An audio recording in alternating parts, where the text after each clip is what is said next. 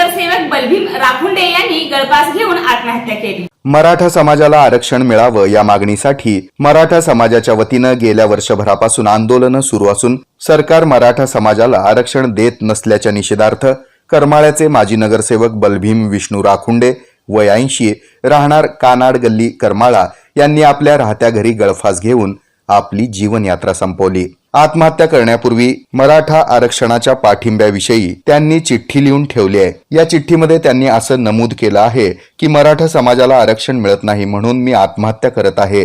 माझी कोणतीही तक्रार नाही। मराठा आरक्षणासाठी माझा मनोज जरांगे यांना पाठिंबा आहे असं या चिठ्ठीत लिहिलं आहे। ही घटना शुक्रवारी सकाळी उघडकीस आली आहे। करमाळा शहरातील बलभीम राखुंडे हे मराठा महासंघाचे तालुका अध्यक्ष असून ते करमाळ्याचे 10 वर्ष नगरसेवक होते। सध्या सुरू असलेल्या मराठा आरक्षण चळवळीत त्यांचा सक्रिय सहभाग होता।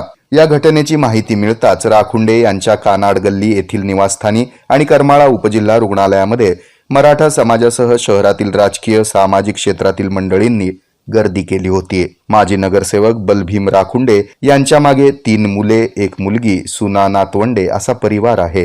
जीएनएस फिटनेस आमचा 25 ऑगस्ट 2024 रोजी वार्षिक वर्धापन दिन आहे। सायंकाळी 6 नंतर आम्ही तीर्थप्रसादासाठी आपण सर्वांना आमंत्रित करीत आहोत। या प्रसंगी आम्ही मेगा ऑफर जाहीर केलेली आहे। वार्षिक मेंबरशिप बरोबर 1 महिना पर्सनल ट्रेनिंग देण्यात येणार आहे, फक्त आणि फक्त 9,999 रुपयांमध्ये।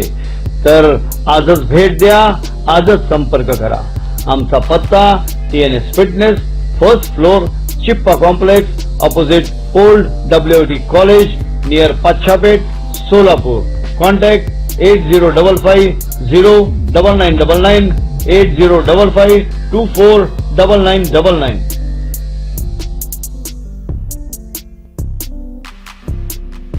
DNS Fitness, the best rated excellence, best business award of 2024.